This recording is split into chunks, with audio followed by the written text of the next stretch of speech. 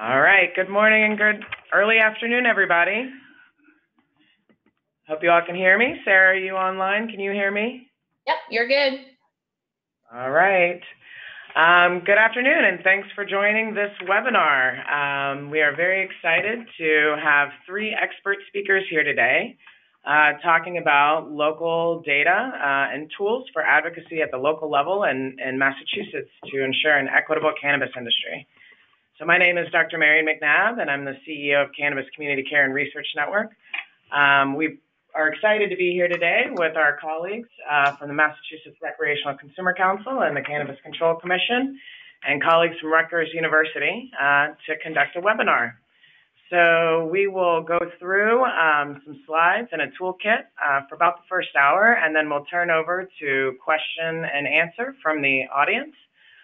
So there's a chat box you can see in the GoToMeeting. So if you have a question throughout the webinar, please just go ahead and put it in the chat box, and we will monitor and try and get those questions answered.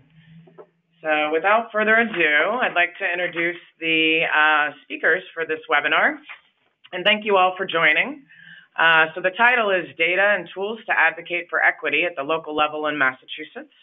And we're very honored to have three speakers today. The first is Cannabis Control Commissioner Shalene Title. Shalene Title was appointed by the Governor, Treasurer, and Attorney General of Massachusetts to lead the agency tasked with implementing cannabis law, along with four other commissioners in September of 2017. Title previously helped connect marijuana businesses with employees as a co-founding partner of THC Staffing Group, an inclusion-focused marijuana industry recruiting firm. Shalene is also an attorney specializing in marijuana regulations and helped draft the marijuana laws and provided regulatory expertise for leading consulting firms, including Vicente Cederberg and Forefront Advisors. Title won several awards for her advocacy work and efforts to bring more women and people of color into drug policy reform, including the Hunter S. Thompson Young Attorney Award and the High Times Freedom Fighter Award. Shalene is a trustee of Students for Sensible Drug Policy and a founding board member of the Minority Cannabis Business Association and Marijuana Majority. So we thank you, Shalene, for being here. Our second panelist is Kamani Jefferson. Kamani Jefferson is the president of the Massachusetts Recreational Consumer Council. He graduated with a degree in Management Information Systems from Binghamton University and developed sales and technology experience from Silicon Valley before co-founding the Cannabis Cultural Association out of New York. In 2016, Kamani relocated to Boston to support the campaign to regulate marijuana like alcohol, question 4, and also volunteering for Students for Sensible Drug Policy and the Massachusetts Patient Advocacy Alliance. As a registered lobbyist and president of the Massachusetts Recreational Consumer Council, Kamani is a very active local constituent in the cannabis industry. And last but not least, our third presenter today is Sarah Trocchio.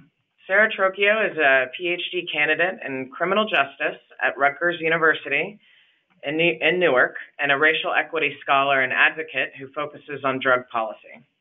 She received her master's in social work from Boston University and a master's in arts and criminal justice from Rutgers University in 2013.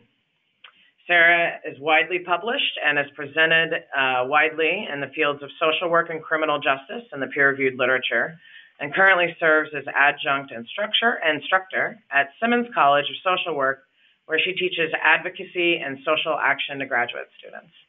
So thank you all for being here today, and I'll hand it over to Sarah to start us off.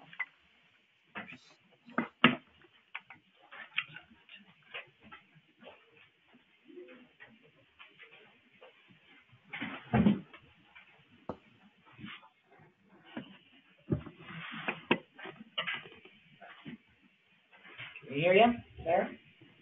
I can hear you. All right, next slide, please.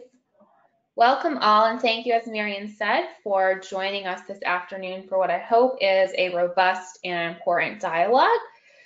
Today, this is what we have before us as an agenda. Well, first, we already did some introductions. We'll get into some background, then talk a little bit about the state level context and the importance of local settings. before we dive in deeply into offering you some hopefully very helpful tips and tricks of the trade that you might be able to use in your own advocacy toolkit.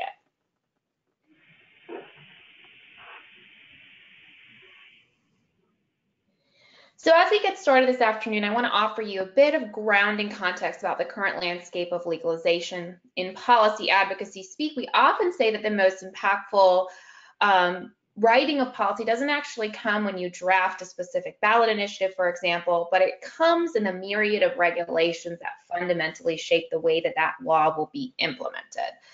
As former Governor DePaul Patrick once said, when there is a change of guards, you must guard the change. But what exactly does this mean as we enter into the new landscape that we found ourselves in terms of legalization? And what is to be gained and what is to be lost if we don't guard the change? This is where the story of whether or not a policy is actually successful plays out. And by success, we're not just talking about gains or losses in a wholly macro sense, but we're also talking about intended and also unintended consequences on varied populations and stakeholders. So in Massachusetts and other states where cannabis has become legal, considerations as to how to translate that written policy into actual programs are being made right now. And as early lessons point out, there is some tension and ambivalence across localities about what will actually happen on the ground in terms of cannabis legalization, and in turn, what the lasting impacts and legacy of cannabis legalization in this state will be. So ultimately, we're now at the front lines of determining whether or not cannabis legalization is going to be considered good policy or not in the history books. So our goal throughout this webinar is to arm you with a bit of information as to why and how cannabis legalization must and should be considered not just an opportunity for economic growth, but fundamentally as something that must be geared and focused on equity. All right, Marian, thank you. Next. So we'll dig a little bit more about what we mean by equity a little bit later in the presentation, but for now I just want to provide a bit more grounding context as to why it's so imperative that we keep social justice front and center as we move forward with legalization. So as you're likely familiar, the policy landscape pertaining to cannabis has been particularly, can you go back, Marian? Particularly bleak for some time, and there have been wholly punitive responses to the use of the drug until very, very recently. And so as you can see in this figure, the mere size of the criminal justice response to cannabis has been incredible. But when you peel back the layers a bit more and you consider who have been the most frequent targets of this criminal justice response, it becomes clear that the war on drugs was in many ways a war that was nearly exclusively waged against individuals and communities of color. As Darlene Flynn, Oakland, California's Department of Race and Equity Department noted, the war on drugs was the war on a very specific community and a very specific culture. But what exactly is meant by this? Well, a few things. Namely that deeply entrenched stratification patterns due to our unique racial history, including segregation and slavery, have made it more likely in general that Black and brown people will be likely to come in contact with the police and endure all of the consequences of that contact. Relatedly, neighborhoods and people of color were much more likely to be surveilled, to be arrested, to be charged, to be convicted and sentenced for cannabis crimes at the height of the war on drugs. And this is important, even when those offenses were nonviolent and even when those offenses were minor.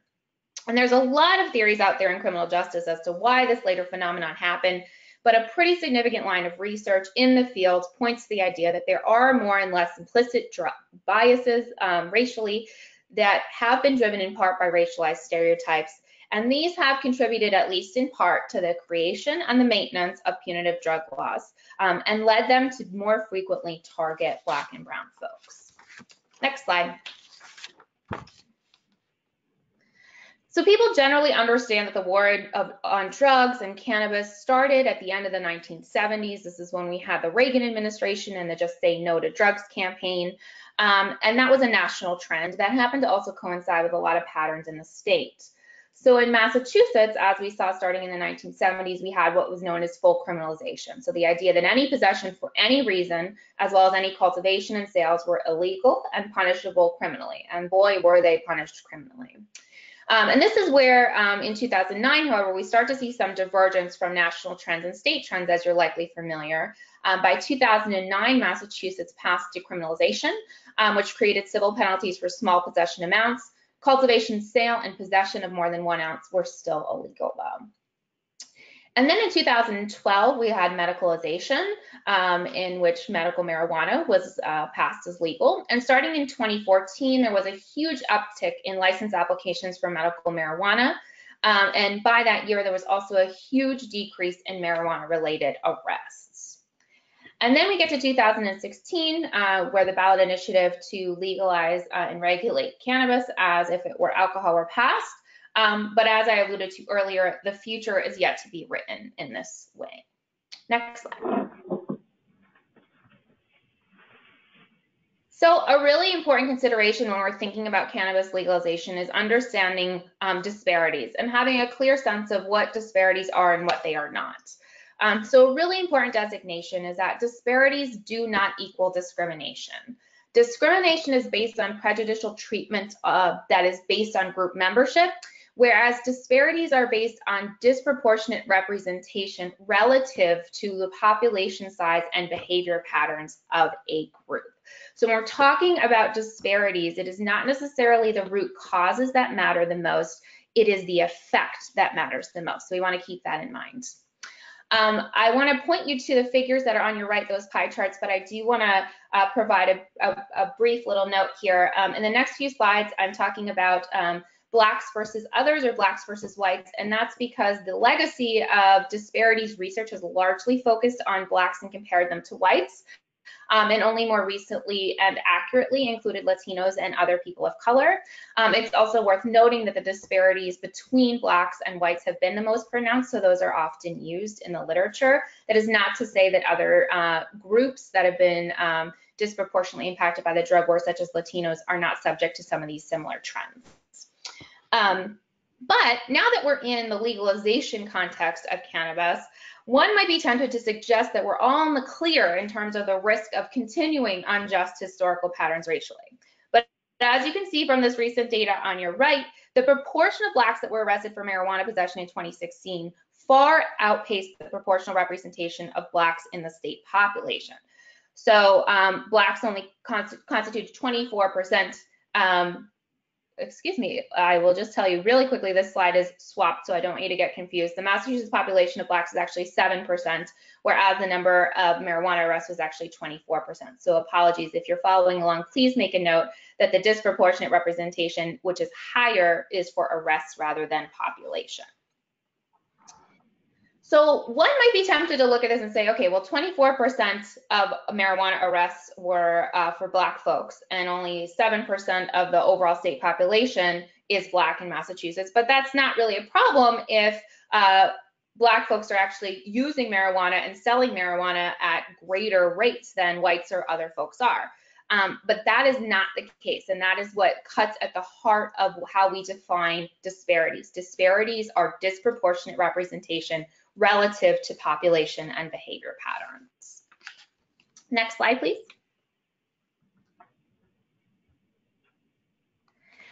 So if the ratio of disparities had decreased substantially over time, we could say that things were looking pretty promising in Massachusetts in the context of legalization.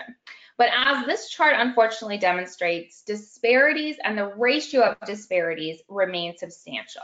So remember from the prior slide that we don't want to just look at how high each of these bars goes to assess the extent of a disparity problem, but we want to be looking at the gap between the yellow and the green bars. So if you were to do that, you would find that while the overall marijuana arrests for each group have plummeted over time, especially as they relate to possession, we're not seeing a change in the actual Black to white ratio in arrests. So what you would see if you looked at each of these figures on the graph is that the ratio of Black to white arrests in Massachusetts from 2008 to 2016 remains pretty steady at 4-to-1. So that means that even as recently as 2016, right as legalization was passing, Blacks were still 4 times as likely to be arrested for cannabis-related offenses than whites. That's a problem. That's a really big problem when we consider that overall marijuana arrests reduced like 83% since decriminalization, and possession arrests in particular decreased nearly 85% in that time. Next slide.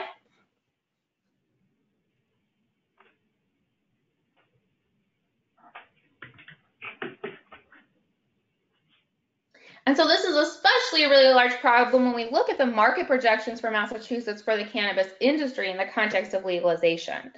So just in 2016, when we had medicalization and decriminalization, the Massachusetts industry was 50.2 million, and that was just with medical marijuana. When recreational cannabis is added, that number is expected to balloon to 1 billion by 2020. So we're not talking 20 or 30 or 40 or 50 years. We're talking about a matter of a few years.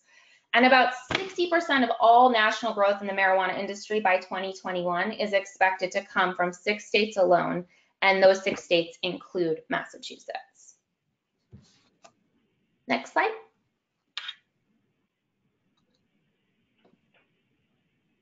So given all this information that I just shared, it's not incredibly surprising that whites, and white men in particular, I will note, currently monopolize the lion's share of the cannabis industry. So this data is from 2017, but as you can see, business owners are incredibly white. What I want to stress to you is that each and every one of you has the power to start shifting some of these figures, but it's not going to happen without really intentional effort. In fact, I believe that not doing anything is pretty paramount to creating harm. And that's because if we don't do anything, there is very, very good reason to believe that the people of color in cannabis industry will inherit the disadvantage that they faced in the drug war itself. Now I want to show you an image. Marion, if you don't mind clicking on that so it flies in. And so as you can see from this graphic from the Equity Office in San Francisco, this disadvantage in the market shows up across a host of categories, including financial, technical, and criminal. And so I am not exaggerating when I say that the legacy of legal pot as yet another device of racial injustice is all but guaranteed if we do not fight to ensure that in our state, cannabis policy intentionally seeks to mitigate these barriers. Next slide.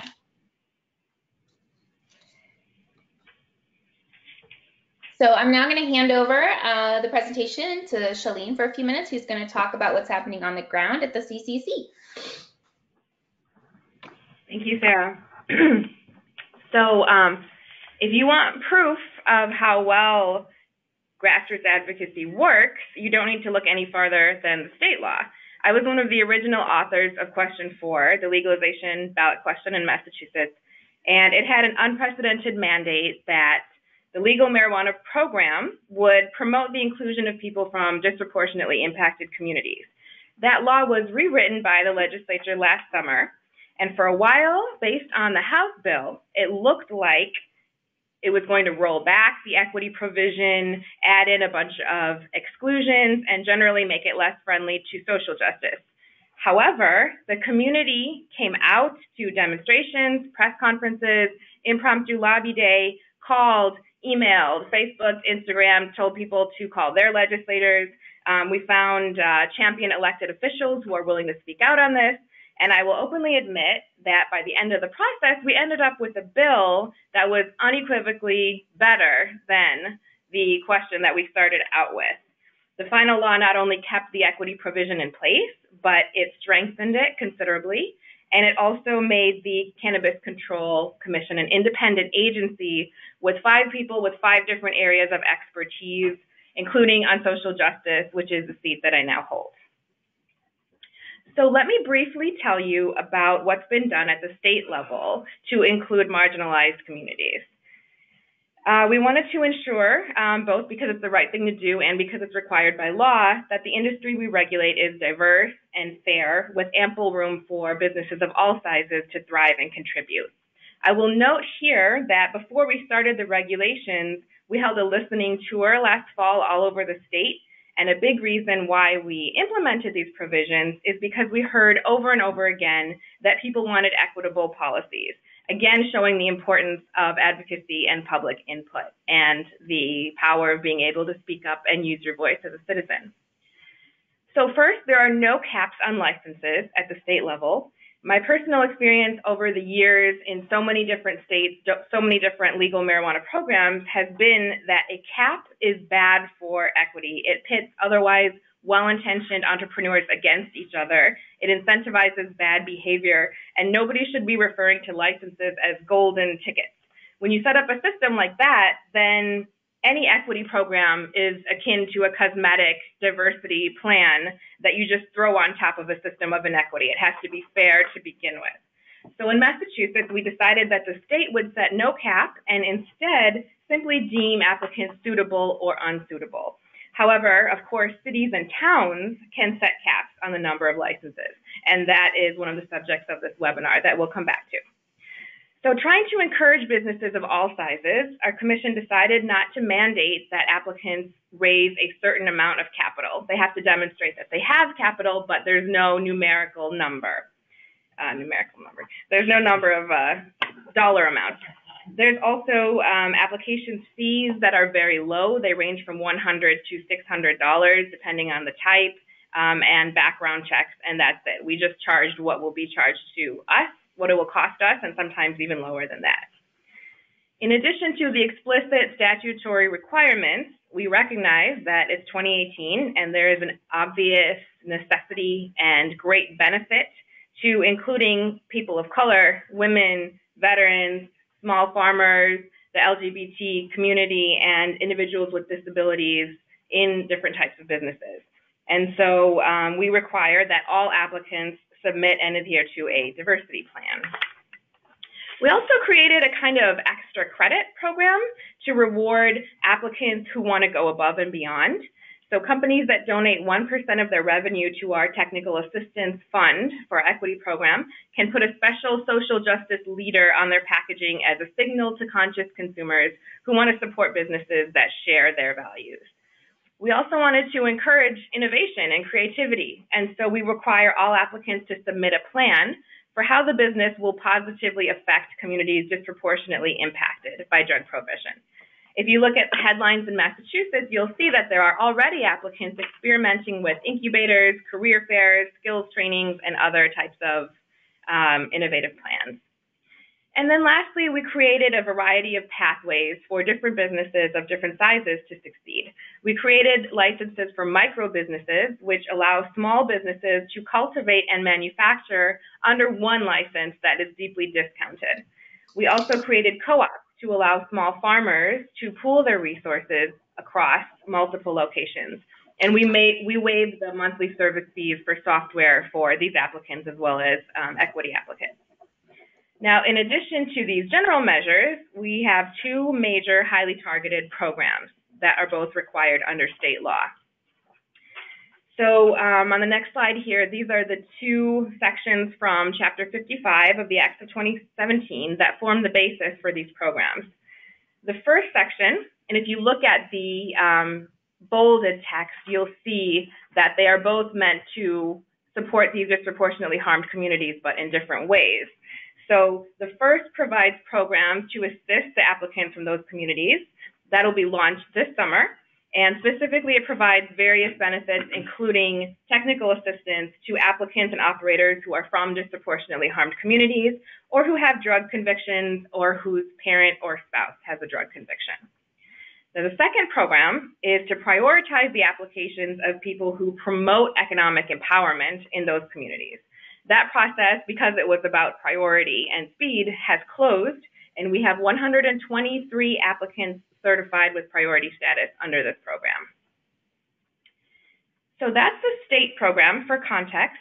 Now, moving on to local context, I'm going to very briefly give an overview of local control under Massachusetts legal marijuana, but the bulk of this webinar is going to be focused on the Advocacy Toolkit. So if you want a more expansive summary on local control, I encourage you to go to masscannabiscontrol.com, click on Guidance Documents, and click on Guidance for Municipalities, and you will see a much more thorough summary of everything I'm about to go over. So under the law, applicants need local approval before they can be approved at the state level. So they need both. They have to get approval from their city or town where they'll be located, and then they can apply to the state and go through the state licensing process.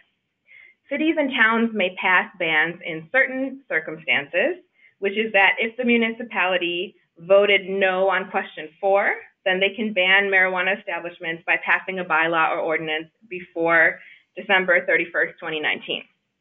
If the municipality voted yes for legalization on question 4, then they can pass a bylaw or ordinance instituting a cap on the number of licenses to 20% or more of the number of liquor package stores in that municipality. Or they can ban through a referendum if they put the question to the people and they vote that they want to ban. Cities and towns can also pass a moratorium, but that can only be used as a temporary measure while the city or town decides on how it wants to zone and institute this local control process. It can't be used as an indefinite ban. Similarly, zoning can't be used to be so restrictive that it's used to get around the rules and create a ban or a limit under that 20%. But it's still legally permitted for zoning to be pretty restrictive. And so I think that's where it's often fair for stakeholders to point out that where maybe this hasn't been thought of during the process or brought up, that restrictive zoning can be a barrier to entry. If it's so limited that only a few buildings are in the permitted zones, you can see how that could turn into a bidding war and be a barrier to entry. So basically, where there is no ban, an applicant needs to find a location that fits within the allowed zoning, and then they need to negotiate and sign a contract with the community called a host community agreement, and then apply at the state level. So here at the Cannabis Control Commission, we have gotten a lot of inquiries from cities and towns saying that they want to do this right and thoughtfully in a way that reflects their local values, and they are seeking guidance of people with expertise on this issue. This means to me that there is an extraordinary opportunity for local civic engagement, particularly for someone who has read that guidance, knows the rules, and has taken the time to watch this webinar and learn more about this issue and how to advocate at the local level. The last item that I want to mention, because it is not talked about enough, in my opinion, is that under state law, the Cannabis Control Commission is required to collect data to grade ourselves on providing opportunities for participation in the legal industry. And if we don't do so well, to take remedial measures. The way that I read this, and you can see the language here on the slide, is that the law requires the state to do whatever it takes to create meaningful participation of different communities in the industry. And personally, I would rather do this right the first time than to be forced to do it through remedial measures. And that's something that I think every level of government should keep in mind. As of today, we only have one data point and it's early, but the data point is that out of 123 econ empowerment applicants certified for priority review, only 3 have submitted applications. So we will be keeping a close eye on that and asking questions and taking action as appropriate. Before I turn it over to our experts in advocacy, one last note. This is a very timely issue, and it's being addressed by all different types of businesses and communities and governments every day. There are local hearings coming up on specifically this issue. There are some organizations working on model ordinances. There's a lot going on, so if you want to stay on top of this, I encourage you to follow me on Twitter @ShaleneTitle, and I will make sure to send out tweets as this continues to develop every day. And so with that, I will turn it over to Kamani Jefferson and back to Sarah Trocchio to take you through the Advocacy Toolkit. Awesome. Thank you so much, Commissioner Title, and thank you for everything in terms of just advocating for equity. It's very helpful to see someone at the commission level doing that, so thank you again. Everyone on the commission. Everyone. Yes, thank you. So now that we have a bit more context, we want to dive into a little bit more about what each and every one of you can do to make sure that the important work of the CCC is actually realized at your local level. Next slide.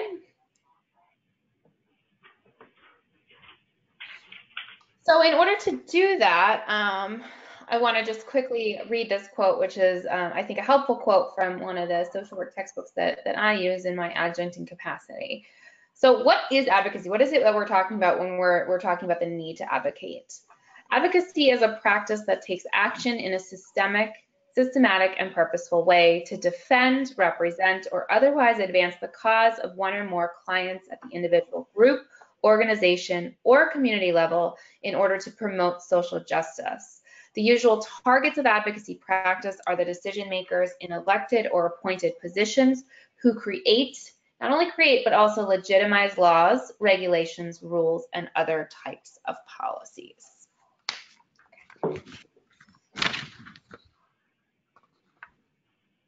So you might be wondering, despite all that Shalene shared with us, can you really have an impact? And the answer is unequivocally yes. Yes, you can. Shalene and Kamani have spoken and will speak about the great influence that residents joining together to make their voices heard have had on the shape of the state law, and also will continue to have on structuring the important provisions that exist in localities. And so why does local advocacy matter? Why can't we just say, okay, we passed the ballot initiative, that's great, and we're done? Well, for the host of reasons that Shalene shared, as well as a number of reasons that are elucidated in research that I work on. So one being that policy implementation is an incredibly localized process. So we have what's known as sort of the laws on the book. So the main provisions that are provided as policy when drafted at the state level. But then we have a lot of different iterations that law can take once it's practiced on the street. Research also indicates that elected officials in local contexts, so in cities and towns, are actually the most receptive to constituent demand. So that's relative to state level legislators and also the federal government. And so citizens in local contexts are incredibly influential in determining whether those elected officials will support specific initiatives. That's because local governance is designed to be a highly participatory process, and just because of the proximity that residents have to their elected officials. And furthermore, state law allows localities to establish local ordinances and licensing regulations in cannabis, so long as that municipal legislation is not unreasonably impractical. So the takeaway point here is, so long as you can demonstrate effectively that what you're asking for is practical and doable, you have a real shot at making a real impact. Next slide.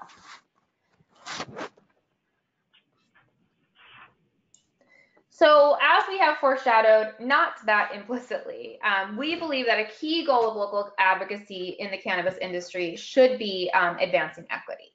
And I want to pause for a moment to make a distinction that I think is important and sometimes gets lost in a lot of these policy discussions. And I think it's nicely represented in this graphic. So equality and equity are not the same thing. Equality, if you want to look at equality is about sameness. So it's about giving everyone access to the same resource or resource. So a key example of that would be universal healthcare, right? Everybody gets the same healthcare regardless of what their stature is in life. So as you can see on the figure on the left, everyone's getting the same support to be able to see the proverbial game. Equity, however, is about fairness. So equity is based on the principle that since everyone in society does not start from the same place, can you go back? Those that are disadvantaged require more resources than those that are more well-positioned, okay? So this, in our graphic, we see the little child who's too short to see over the fence. He's getting 2 boxes to stand up upon to view the game, rather than the taller guy on the left who doesn't need any help.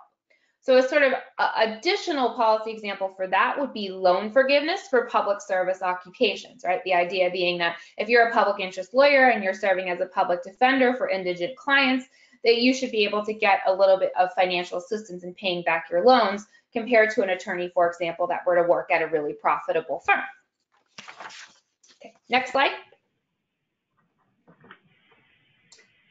And so this is important, and I want you all to take away from this webinar with this key distinction and understanding that equity is not about risk and opportunity being equally distributed. It is about it being fairly distributed. Next slide.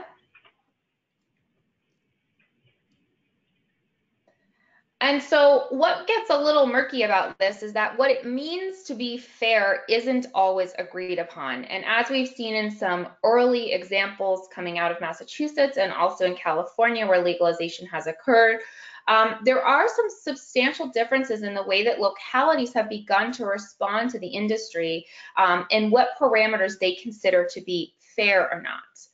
So this is taken from an article from the New York Times comparing the very different ways on the sum total that Oakland, California and Compton, California have responded to legalization and have responded to trying to be inclusive about providing opportunities in disadvantaged communities for industry to thrive.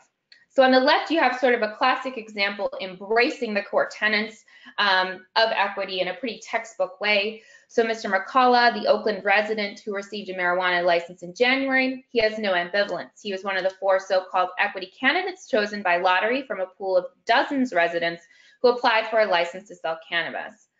If you look at the numbers, he said, we're definitely more targeted than any other race than Mr. McCullough, who is Black. The city is helping us to fight back. But the example on the right shows you an example of the way that Compton, California has responded, and that's been quite different. And so it's important to remember that sometimes barriers to entry are not always external, they can also be internal, and they can also come from very real and very rational fear that has accompanied communities as they've been ravaged by the drug war and also ravaged by the stereotypes, stigma, and detrimental impacts that they have faced as a result. And it's really important that we're aware of that and we're thoughtful about that as we move forward with advocacy. So the example says that we've been waiting so hard trying to change the image of Compton, said Reverend Stanley W. Prince, a leader of the No campaign that was victorious in a January vote. There is an economy that could be developed without having weed as the main product. So in Compton, they actually successfully banned establishments and licenses there. So it's important to really consider that when we're talking about what it means to be equitable, when we're talking about what it means to be fair, in my opinion, we must always not just consider what we're trying to do or what cities are trying to do for access, but we must fundamentally also be concerned about mitigating and working really intentionally to address and to fix the stigma and stereotype of weed in these communities. Next slide.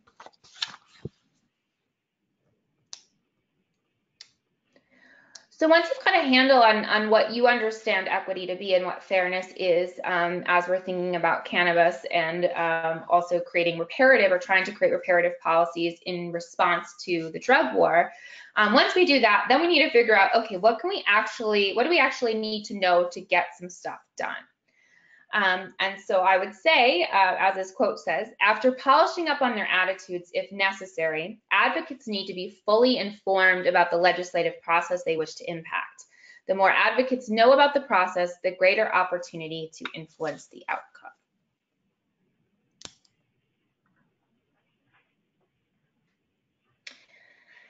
And so here are a few key terms that you might see or hear about or actually speak about as you're engaging in grassroots community organizing, which Shalene mentioned earlier.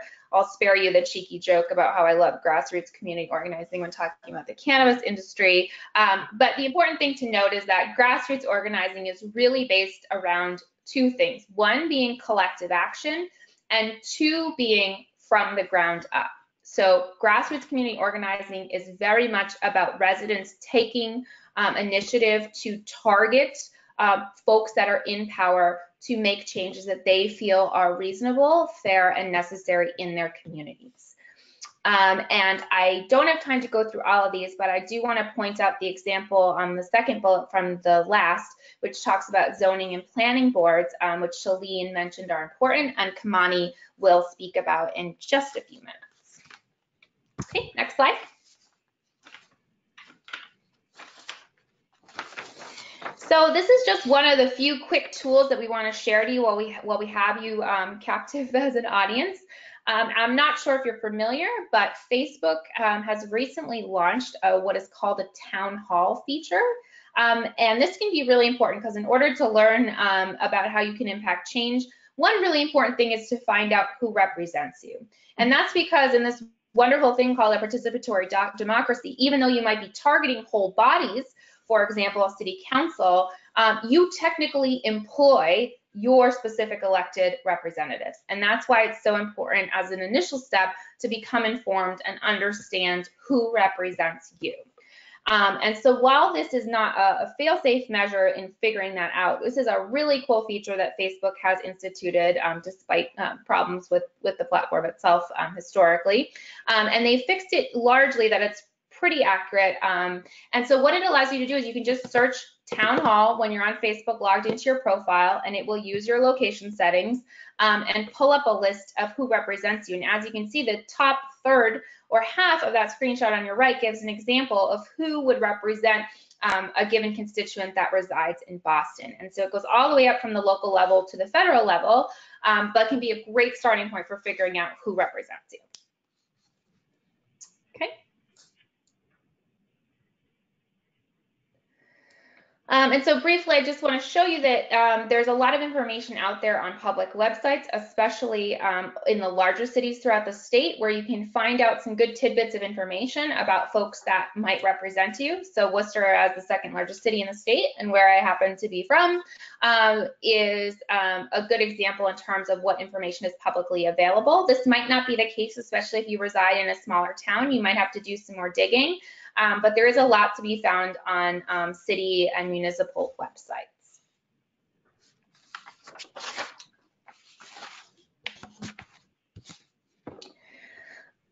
Okay, so with that in mind, I want to talk a little bit about how we can use public records to become informed about the most up-to-date status of what's happening in your locality, and how to sort of develop some initial goals around what your advocacy campaign is going to be around.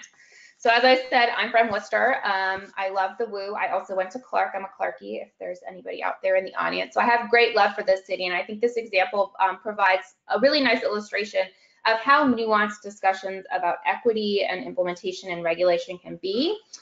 And so what you can see on the left is a screenshot, and I apologize that it's a bit hard to read, of some city councilor quotes from a recent article from the Telegram Gazette about discussions that have been happening at the city council level as to where to place possible cited establishments in the city. And so on your right, you have a map which shows in purple the proposed areas that have been offered by the city as where the preponderance of licenses for seated retail establishments will be as the legalization moves forward. And so as you can see, if you're familiar with Worcester, is that those purple areas tend to be concentrated in the main south area, which is in that lower left quadrant, and on the eastern part of the city, which tend to be disproportionately occupied by folks that are poorer and also tend to be Black and brown, rather than the western and northwestern part of the city. And so as a result, there's been a lot of conversations coming up about what this means about the future of cannabis policy in the city. And what I want to point out here, and I think it's important, is that issues related to racial equity and fairness come up at every step of the way. So both in cities and towns that have passed bans, that are passing moratoria, and even among those that have made the decision to move forward. Okay, so it's important to end that these equity issues don't stop even when a city has embraced legalization. And also, importantly, racial and economic justice issues are often not discussed explicitly, especially by politicians. Instead, I want you to know that geography is a common proxy that's used. So you'll often hear elected officials talking about certain parts of the city, and that is a very common way that race and poverty are discussed. So there's a lot of concern in Worcester that the distribution of these possible establishment licenses are not equal, and that they actually are more so distributed in certain areas of the city. And so you can see how nuanced it can be when you're trying to figure out, well, is this proposal equitable or it is not? And I think the point here is that you can't look at this map and know whether that is the case or not. It involves an extensive and involved understanding of what's happening at the local level, and some really thoughtful considerations. So for example, what extra support would the city be willing to give to retailers that were opening up in historically disadvantaged areas to help ensure that they succeed. What you do see, sort of in contrast to what Shalene was talking about, is some local reticence of creating access to retail establishments in traditionally disadvantaged areas because of the very real fear in some cases that those establishments will not help increase or enhance the image of these communities that are trying to pull themselves up from the drug war, as we saw with the Compton example. So the idea here is that it's really important that we're requiring and asking and obligating our local officials to be explicitly concerned and aware of these issues, and that we pose questions that demand responsible answers from our city government. So not only what support will be given to licensees should a map like this end up moving forward, but what other kind of community reinvestment and development initiatives might also be taking place consecutively to help buttress the potential success of these establishments? And importantly, in what specific ways will the city push against the stereotype and stigma of cannabis? So with these kinds of questions in mind, I now want to turn to Kamani, who's going to offer some further insights. Awesome. Thank you, Sarah. So these are some considerations for envisioning and advocating for an equitable industry. Like Sarah was saying, there's still, unfortunately, a stigma of marijuana and fear being associated with the industry and the impacts on the community. So it's questions you should think about is like how to reasonably and ethically support growth in areas that have been disproportionately impacted by punitive drug policy. The most minimal restrictions on zoning as possible. The city of Northampton is allowing for a 200 feet buffer zone between establishments and where schools and where children typically congregate, versus the state level has the minimum requirement of 500 feet. So with allowing local levels, they're allowed to go below that. So it's great, again, because for communities of color and people from lower incomes, it would be much harder for them to apply it under the 500 feet. There's also technical assistance at the state level, and if local municipality, they can also put in technical assistance when crafting their policy, and also community reinvestment at the local level. So these are some of the early lessons we've seen at the local level when we're advocating for equity. Again, bringing it back to just combating that stereotype about cannabis and the industry in general, while also supporting local stakeholders and addressing their concerns, because you're getting people from all walks of life. Careful about just making assumptions about people who both are pro-cannabis and also vice versa against cannabis. We all come from different places. Use published and verifiable data or models where available to support arguments. We'll show some of those in some later slides. And it's important local equity programs and considerations, if they're not talking about it, you can, just bring it to a certain elected official's attention and get that conversation going, which actually we're doing in Cambridge, which I'll show you in the next slide. So one of the city councilors is putting together a meeting on social equity through the Economic Development and University Relations Committee. The city councilor, the city of Cambridge, where I live, has been talking about how to zone and what type of policy they should have around recreational marijuana. But there's been a lot of questions. And when they're talking about zoning, there's been some city councilors who are concerned about just equity and some of the minority businesses and women-owned businesses in the city. And there's just been confusion around zoning. So one of the city councilors decided to take it upon herself and bring both me and Commissioner Title to this meeting just to talk about what social equity can look like in the city of Cambridge. And these are just some of the key initial steps. Once you had identified a stakeholder that you would want to meet with, what you should do next. You should just kind of find out the most, hold on one second, I can't fully read this. Oh, sorry. Is there a way to, yep, sorry. Excuse me, I haven't memorized everything. Just find out the most current news regarding cannabis regulations in your locality, or ban or moratorium. I usually use news sources, so I use Google a lot and just put the town and recreational marijuana, so Newton recreational marijuana, Cambridge recreational marijuana, and whatever comes up, That usually gives me a good idea of what's happening in the past recent weeks around cannabis policy. Determine a clear and concise goal for your campaign, given the status of regulations.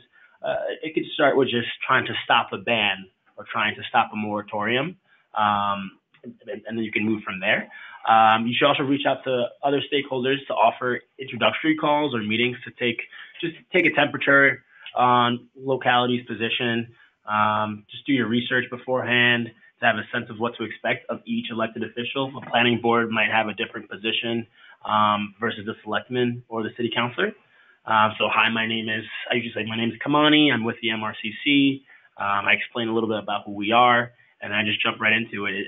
Curious if the municipality is deciding on what their recreational marijuana policy will be, or what zoning is going to look like, and we usually take it from there. And then lastly, we identify and plan concrete action steps accordingly, and these should include a combination of public education aimed at a diverse public, so get as many stakeholders from different backgrounds as possible, and we'll jump at what that education campaign could look like. And also mobilization and messaging, again, targeting certain folks who will have influence over specific decision makers when deciding what zoning or recreational marijuana policy will look like in the town or city. All right, so this is what I call EM2 because I just think it's helpful in thinking about how the cycle of these potential action steps might work synergistically. So as Kamani was talking about, we have this idea of public education. So we first need folks to understand what it is we need, what it is we want, and fundamentally what the problem is and how we can fix it. And then we need to mobilize folks. We need to get residents who are also invested in those same goals to come to the table and be engaged both virtually and literally and in every way possible. There's a key quote in advocacy literature that says that if you don't have a seat at the table, you are on the menu. So this is a very, very critical juncture point in any campaign that you try to get as many folks involved and as many people to show up as possible. Once you have amassed your troops, then you will need to engage in a targeting messaging campaign that is directed at those targets, usually those in power, those local officials and stakeholders that Kamani was talking about before. And then based on what ends up happening with that messaging, you might have to begin the cycle again and start educating folks anew, mobilizing anew, and messaging anew. Yeah, Commissioner Tyler said earlier, like if you're not at the table, usually they're eating you. You're on the table. So something to think about for the future. Yeah. And yeah, these are just more examples of what Sarah was alluding to. Just community letters, writing, or other communication campaigns, newspaper op-eds, press, and media is very important for just getting your message out. Demonstrations in front of the State House, not too far from here. We've held a bunch of rallies when they delayed the law, when the House was talking about making it crazier. We just kept doing rallies and kept showing up with signs and making, just noise around what we believe in. Personal visits to elected officials and their aides is important. I meet with different city and town officials all the time. I was just in Ware in Western Massachusetts meeting with a member of the town planner. So just face-to-face is very useful. And testifying in front of committees when there was a joint committee on marijuana policy, or that they're still formed. They were having their meetings in the State House, showing up, having good testimonies, having good talking points, and making sure other people show up and do the same thing is very useful. And we're just going to jump into some more examples of how you can educate folks. So we use a term called framing, and framing is just about getting language that fits your worldview. It's not just your language. The idea is primary, and the language carries those ideas and invokes the idea. So we use this when a lot of the bans and moratoriums were happening across the state last year. Me and the other co-founders of MRCC decided to make like a really catchy way of just reminding people why they don't want to do that. So the top 5 reasons for recreational cannabis establishments in Massachusetts. We made a nice picture with cannabis, kind of looking like the State House. And some of the 5 reasons included there's already an illicit market in the town. So if a lot of these folks think that banning will just stop cannabis from coming to their municipality, but we kind of have to remind them that it's already there. We also remind them that they can use some of these taxes to educate folks around what cannabis is and how to responsibly consume, and also youth prevention. Tax money can be used to helping people below the age of 21 from staying away from cannabis. Safe access is important. Just reminding folks that in the illicit market, some of these cultivators or producers tend not to test their product, and they just can sell you anything, so you don't know what you may or may not get. And then bring it back again to taxes and revenue. We slyly make jokes with some of these other town folks that, there's money being used for roads and for schools and for, fire trucks. So tax money can be used for things that can benefit the greater community. And then lastly, we always remind them that there's a local economy around legalization and how there can be potential entrepreneurs and residents who can become workers working for these new establishments that do come to the town. So we kind of had top 5 reasons and broke it down into smaller points that can be very useful when talking to the municipality. And the mayor of Holyoke, Alex Morris, has been super just proactive and super awesome about embracing cannabis in the city of Holyoke. Recently, he came out firmly saying that he wants cannabis cafes, social use licenses to come to the city. And he had a whole press release, he had a video. And there's a little ambiguity right now how social use will work in the state. But he's just like, I want it. What do we need to do? And I'm ready when the state will allow it.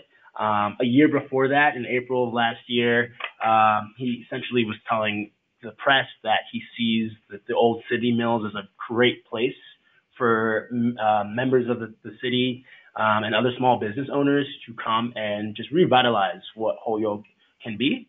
And even back in 2016, Alex Morris, the mayor, was one of the only mayors to come out and publicly express his support, openly express his support for Question 4. So there's a lot of trailblazing municipalities across the state that are embracing this, and a lot of elected officials in those towns and cities that do want an equitable cannabis industry to thrive in their city or town.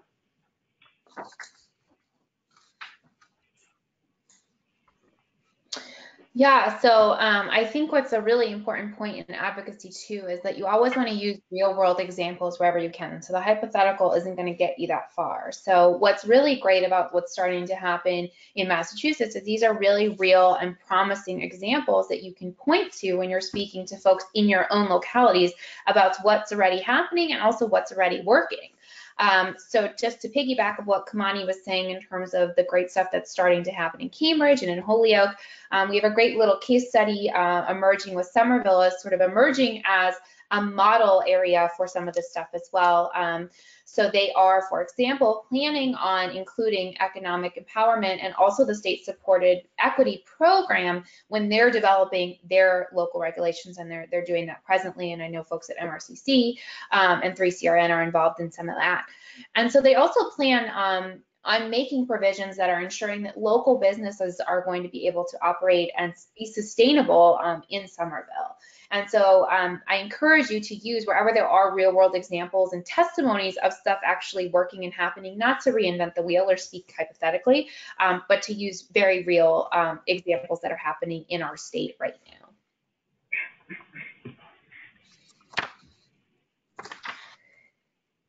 And so beyond what we can do to educate folks, there's also some great examples coming out of Somerville as to how we might think about mobilizing one another in our particular towns and locations. So the first example I want to share from Somerville just shows a survey that was sent out to Somerville residents, which is really great because it's showing that the city itself is taking a lot of initiative to learn about what their residents want. But again, we're harkening back to this idea, this adage that if you're not at the table, you're on the menu. If you don't have a seat at the table, you're on the menu. And so it's really important that we use all the channels that we possibly have to engage and mobilize diverse constituents that care about this topic. So that means using social media, also reaching out to people through a variety of means, whether it's flyering, whether it's doing cold calls, whether it's a host of other kind of ways that you try to engage and educate and mobilize folks to learn about an issue and also respond. So in this case, we would want as many folks as possible that we knew were engaged and invested in equitable cannabis policy in Somerville to fill out the survey that was sent by the city.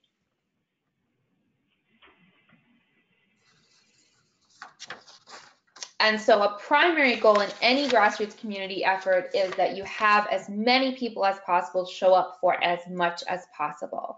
And this means often that the best thing that you can do is fill a room at a public meeting with as many people that are on your side as possible. And so try to remember whenever you're thinking about organizing an event to be, mindful that you want standing room only. You want to bring as many people into meetings as possible that share your vision. So this will come both in events that are organized by the city itself, so public meetings and hearings. You want as many people at those as possible, and also any events or demonstrations or rallies or meetings that you also schedule out of your own initiative.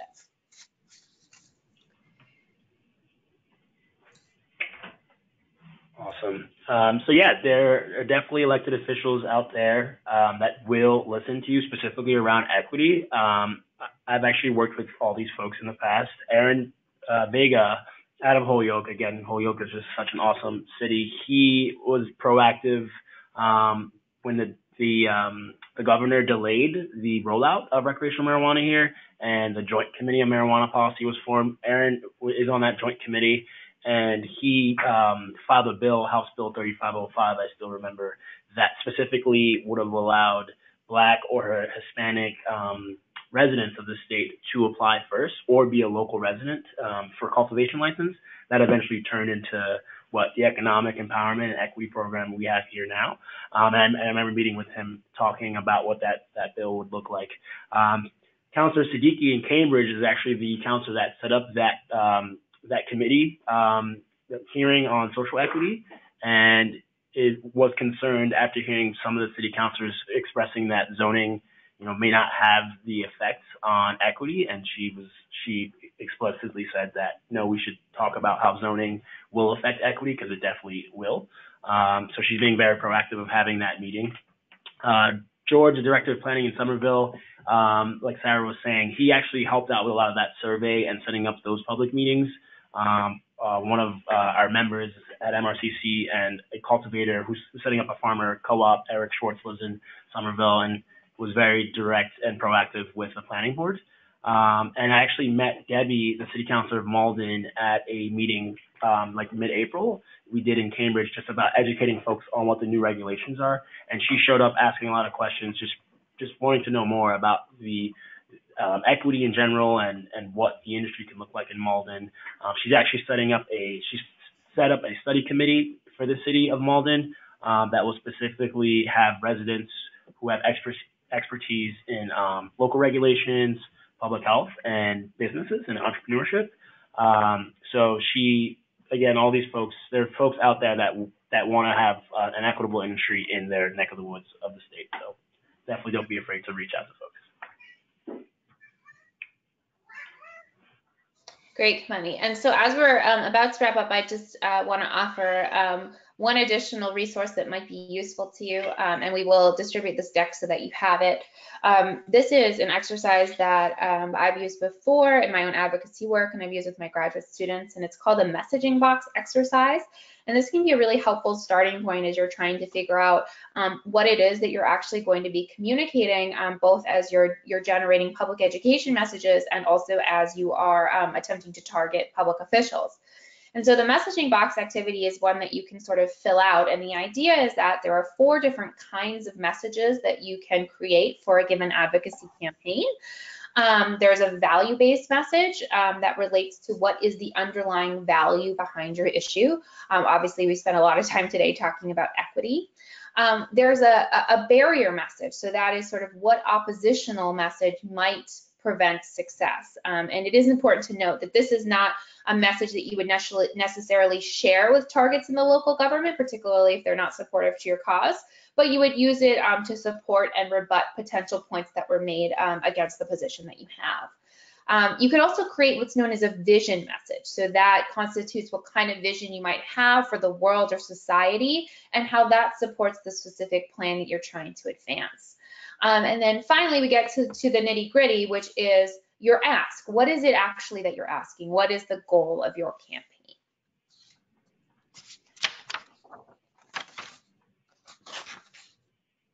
And so I don't have a ton of time here to read through every one of these, but I want to provide you an example that you can look back at later that specifically references the cannabis industry and some of the topics that we've discussed today in the webinar. So basically, whenever you're doing this exercise, what you want to do is write out the value and the barrier and the vision and the ask that you have, and that's sort of in shorthand brainstorming and strategizing language. And then you want to go and draft sort of more marketable messages that would actually be on your deliverables. So like Kamani was talking about, would be on those 5 reasons not to ban kind of promotional materials that you would send out. So I'll just read off one example as an example of the value message that you would want to maybe necessarily think about communicating. So the value being that the government should protect equity provisions and right the wrongs of the drug war. And so you'd want to think about how you can express that in a really marketable and deliverable message. And so there's some example messages for each of the categories of messages below. And I find this to be a really useful and helpful exercise, especially at the beginning, just to sort of flesh out what it is you care about, why, and what ultimately you're asking that your local governments do.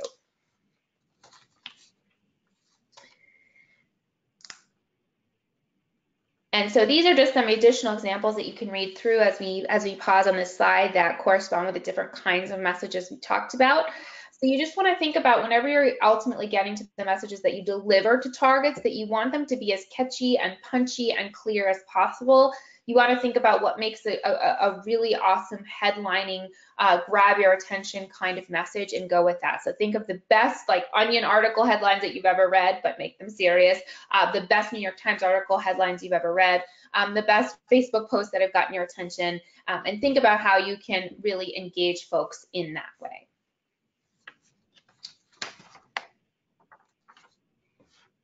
And I briefly just want to end with a couple final principles. So as we've heard, there's different ways that this advocacy can play out. When we're thinking about what you might ask when you're delivering your messages to targets, there's 2 different ways that it can go largely. One is when you're trying to persuade someone, and that's about not making any concessions. So to go in and say, listen, it is absolutely imperative that we think about equity when we move forward with cannabis in Worcester. Another way that you can approach advocacy when you're delivering your messages is to be a bit more constrained and be thinking about negotiation. So this can help when you're talking about specific outcomes and measurable output. So for example, we want the buffer to be 200 rather than 500 feet. So in this case, you can think about having an initial position, which is likely asking more than you will receive, and then having a fallback position that you would ultimately be okay with. So you always want to ask for more than you think that you will get when you're negotiating, but it has to pass the laugh test, okay? Which means it has to be something that is reasonable and logical for most folks that would be hearing it. And the last thing I'll tell you about is what's known as the triangle offense. And this is just a quick strategy that's really helpful when you're giving written or spoken testimony of any kind. And the model you just want to remember that is say what you're going to say it, and say what you just said. And yes, it is that simple. It's so simple that it almost confuses you and can tongue tie you and brain tie you when you're thinking about it. But that is really as simple as it is. You just say what you're going to say. So I'm here to advocate for an equity program in Somerville. We need an equity program in Somerville. It's imperative to the success of the cannabis industry here. And I just indicated why I think it's important that we have equity provisions as we move forward. So this is just a very simple model for breaking down arguments that you might want to make when you're giving written and verbal testimony of different kinds.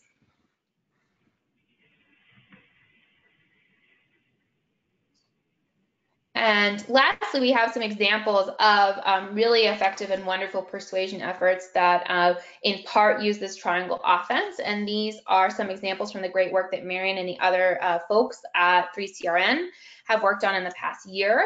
So the link below includes some awesome examples of academic policy memos that were used in 3 specific cities in Holyoke, Methuen, and Lawrence. To try to persuade local officials to move on cannabis and also to make sure that provisions were equitable.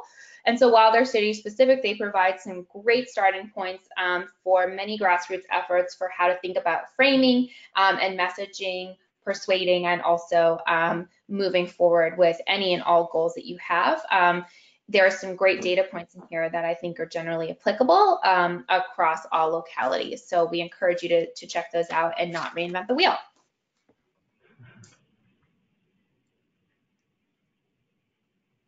And lastly, this is actually adopted from the syllabus of the class that I teach, in which graduate students have to put together a really comprehensive advocacy plan as their final assignment. But I find that these reflective questions are really, really useful to start with, to continue with, and to revisit at multiple points during a campaign. So this is not a single point reflective exercise that you should engage in, but one that you should do continuously as you're working on local advocacy. So you want to consider, what is my primary goal and what values does it correspond to? So that again connects to the messaging box exercise. What evidence and research and examples can I use to justify my position? So we've tried to arm you with some initial data points about racial inequity over the life of the drug war and how there is evidence that those will continue to persist in the context of legalization. We've also provided some examples of some really pioneering cities that are doing some really great work that you can lean on. Who can I count on to champion this cause? This might shift over time. This is not a static assessment, but Kamani's given some really great insights as to some initial folks that have really stepped up early on. Who can I expect to offer support or opposition? We know from what Shalene spoke about that the CCC is really in a position of support, but their hands are tied at the local level. So we need to find some local level support as well. And how can I attempt to manage or even convert those who initially oppose the cause? So you will expect and find that there is a lot of concern, and a lot of it is rationally based and based in some really unjust history about the criminalization of marijuana and other drugs in many communities. And so how can we use data, examples, and just persuasive techniques to try to mitigate some of that opposition? What will be my key campaign messages and how will I deliver them? We spoke about that in talking about the messaging box activities, some of the great examples Kamani provided as to what you want to include in messages and how to get those out. What will be my timeline? This is where getting public information is really important. As Shalene said, things are changing day by day and moment by moment. What will be my concrete action steps? Who will be my targets and how will each action step move the campaign forward? So I like to think in threes because I think it's helpful for short-term campaigns. So it's helpful to think about, will I attend X number of public hearings? I will attend every public hearing on this topic. I will blitz news media with a news story each week if I need to. I will ask for and conduct multiple in-person meetings with city officials. Those are examples of action steps that you might be able to articulate. And also how the power structures and processes in each local government might impact my campaign. So this is where you might have to also lean on champions and other stakeholders that are actually entrenched in the local government to gain a little insight about this if you're new to advocacy, but fear not, you can and you should endeavor to answer it and the rest of these questions as you begin your local advocacy work. So thank you so very much to everyone who joined in, to was able to stop by and listen to what we had to say today. We'd now like to open up, we have about 15 minutes left. I'd like to open up this webinar to any questions or comments and see if we might be able to broaden the discussion a bit and include all of you folks that have been listening and following along. Great. So Marion and Ben from C3RN are looking at your questions. While we're doing that, I can underscore a couple of points that I think are wonderful that Sarah and Kamani raised. As a government official and a former activist, it has been really striking to me how underutilized I think the public records request process is. So it was really nice to see both of you bring that up. I think if you're trying to find out more information about what's going on in your city and town, that's something to take advantage of. I also want to bring up, for me, when I went to the Facebook Town Hall feature, my city councilors were not listed. They're not using it yet. But if you go to our city website and it lists the counselors, it's actually just their cell phone numbers. I was really surprised last year, and I was kind of intimidated because I didn't know anything about, local processes or, how to really like engage in that. But I just called the numbers and I said, can I talk to you about this upcoming, this bill and this upcoming legal marijuana program? And they were so nice about it and very open to hearing the most, basic information because they have so many different things going on. You don't necessarily have to know every single detail. Yeah, those are great. Yeah. So if you all have questions, just pop it in the question box, and I can read them out for the presenters. We just had some comments of great job and go Somerville. And one of the questions was also to have the PowerPoint available afterwards. So we will have the PowerPoint. We will have the video as well. And we will email you all, the information where to find that on the C3RN website, I assume on MRCC's, and we could also through here. So if anybody has any questions, pop them in. Let's see. Can I make one more point? Sure. So Kamani mentioned that in Malden, City Council President DeMaria had put together a study committee. I think that's a really good way to start if you feel like maybe you're not making any headway. A study committee is such a non-controversial thing to suggest, and if you have diverse perspectives on there, I think that's a really sincere, great way to get at good recommendations. Yeah, I know other cities and towns are also doing like recreational marijuana committee. So if there's ongoing issues, even after they decide what zoning and policy should be, there's a committee, a dedicated committee that will always be talking about cannabis, even if the selectmen or the planning board decides that we're done with it. So something else to think about. Great. All right, we got a question. Hi, we try and have town hall type meetings, but we don't get a lot of attendance if we don't have entertainment. Has this been a problem for anyone else? I'm curious as to what town you are and what type of, is that entertainment afterwards to lure people to the town hall to just come and participate? It's an interesting question. Overall, it can be hard to get people to show up to town hall meetings. Sometimes they're during the week at like 3 o'clock or even 6 o'clock could be hard coming after work. So trying to get it scheduled at a reasonable hour, even if it's during the week, is super important. But it is difficult trying to get a lot of people to show up for town hall meetings. Okay, so that was in Washington, D.C. Oh, okay. You tried weekends and weekdays. I feel like the idea of entertainment is a really good one. I haven't seen that brought up a lot. I mean, usually you hear about pizza, right? Yeah. But I like the idea of entertainment. I would also encourage folks, it's really easy to Google. If you aren't familiar, look up the 6 R's of participation. Those offer some really great suggestions as to what to consider when you're trying to mobilize folks. And if you can go through each of the R's, I've known that some folks have greater success when they do that. So that's one resource you might want to check out. Great. So we've also got, thanks for supporting local equity. Anybody else have a question they want to ask?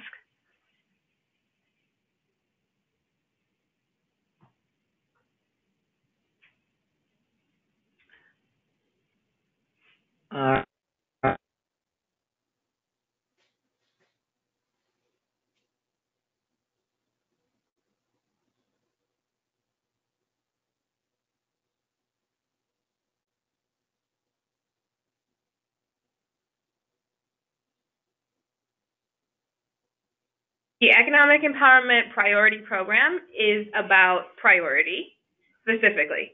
So the idea there under state law was that registered medical marijuana dispensaries would have their applications considered first, And the way I see it, this was about offsetting that. So other businesses that could show that they had demonstrated or would demonstrate economic empowerment in those communities would also get a head start. And we are alternating those review of applications. Now, if you're thinking about what sort of benefits will people from disproportionately harmed communities get, then you're thinking about the equity program. And so you want to keep an eye on the Cannabis Control Commission this month. That will be launching very soon. You'll be hearing from our new community outreach director, Shakia Scott. So just keep an eye on the CCC, and you'll be hearing a lot more about the equity program. It's coming. Cool. All right, we have another question. How do we get small business departments of cities to support equity as they're federally funded? That can be tough because of the federal funding, but just explaining to them that equity will allow more small businesses and more businesses from disproportionately harmed areas to come. I guess just using the same points that we brought up throughout the webinar, that equity allows more participation from the same people a small business department would represent. Yeah, and I would also encourage you to look at some of the great stuff that's come out of Holyoke, specifically with Arian Vega. He has some really important and I think effective messaging about the importance of innovation in any area where you're trying to support business, and how the cannabis industry can work hand in hand with achieving those goals. So it's a good starting point. All right, this is we got another question. Sounds like it'll be out of state. So we don't have a rec adult use regulation. When doing outreach, what should the focus be on? Sorry, can you say that one again? We don't have a rec adult use regulation. When doing outreach, what should the focus be on? I can start. I think that that's a good situation to be in, because you can sort of, as Kamani was explaining earlier, you can set the framing of what items are important. I would personally set the agenda at zoning to start, and then what are your local values that you're trying to push forward? Are you trying to get jobs for local residents, businesses for local residents? And yeah, set the agenda from there. Yeah, zoning is important, and just making, I guess, whether you have land in mind or you don't, but making it as least restrictive zoning as possible, it works out for everyone involved in the cannabis industry. So yeah, zoning is the name of the game, is what I'm learning these last couple months. Awesome. Yeah. All right, we got another one. What municipalities are on the fence that could really use help in understanding the new industry? Every municipality. All 351 municipalities could use assistance understanding the regulations. I would really, sorry. Yeah. I would really start with where you live, because that's where you're probably going to have the most power and the strongest voice. Yeah, so I'll add just question. what you were saying in the great example of the cell phone numbers. It's great to target any and everyone you can, but I will tell you that an elected representative is going to take your call a lot faster if you live in their area than if you don't. And so I think the idea is that you want to try to influence your community to be the best that it possibly can to serve as a model, and to use information that you're getting as that advances to then distribute in a wider capacity to set forward as possible modeling that you can use for the rest of the state or for other areas that are on the fence. But you always want to start where your home is. That's a number one sort of rule in advocacy that will get you a lot further than trying to tackle every community in the state. All right, we've got another question. Are there any Dorchester residents advocating for cannabis? Know anybody in Dorchester? One of our co-founders, Joseph Gilmore, lives in Dorchester, is born and raised. I think there's a Dorchester economic empowerment applicant I've met recently. I can't remember her name off the top of my head, but yes. Yeah, I can think of 5 or 6 off the top of my head. So there's definitely a community there you can connect with, maybe go through. Yeah, please reach out to MRCC and we can put you in the right direction. Great. How can we overturn a ban? A lot of local community education, whether it's showing up to the public hearings when they're talking about the ban, having outside public meetings, education sessions, Moratoriums and bans have been flipped across the state, but it's a lot of just showing up and doing a lot of outreach in the town that's talking about banning. Yeah, in my experience, it really helps to get your core group together before there's a hearing or referendum and talk about how you're going to, each of you is going to go out to your network and get more people that are ready. And that way, when the day comes and there's a hearing or a referendum, like, boom, you're ready to go. Yep. Cool. We have another one. How would you respond to the stone driving concerns at the community level, at a local city council? I think it's the same as at any level. I mean, it's the same concern. And the issue there is that we need to find a way, and we are finding a way to test and minimize impaired driving. There's a commission at the state level. There's a push to collect data that can give us more information on how much is impaired driving happening and how can we try and minimize that. So I don't think it matters what level. I think it's a really important concern whether marijuana is legal or not. Right. It just comes back to research, education. I feel like we don't know enough about cannabis to determine what is considered impaired stone driving. So it needs to come back to just collecting as much data as possible. And for now, telling people they shouldn't do it because we don't have enough information. And this is just another side plug too, just to make sure that as you're advocating, I mean, a lot of this rests on the availability of good and credible data, which cannot be done without funding research. So as things are developing at the local level, I think you always want to keep in mind that the extent to which you can also be advocating for research infrastructure in your local area is really important, because without funding that kind of activity, we're not going to end up getting to the point of having objective data to draw more specific policy parameters around, for example, when thinking about stone driving. Yeah, and I'll jump in here too.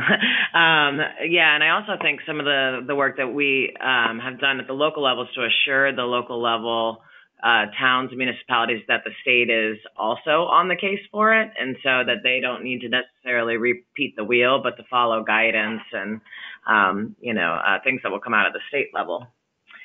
I wonder if, because that just reminded me, you hear some of the same concerns over and over. Will this cause stone driving? Will this cause our property values to decrease? Youth prevention. Youth prevention, yeah. Maybe we can do like a one-pager with just like quick answers as to what the evidence is, because in short, there's no evidence that any of those consequences are caused by dispensaries in a town. Yep. In fact, property values. I encourage folks too to use that, the messaging box where the opposition message is. If you get that list from us and it doesn't seem wholly inclusive of what you've experienced in terms of oppositional messages, share those with us so that we can incorporate them into the resources that we share with data pointing you to or how you can rebut oppositional messaging as well. Yep. Awesome. Let's see. There's a question about advocates in Bristol County.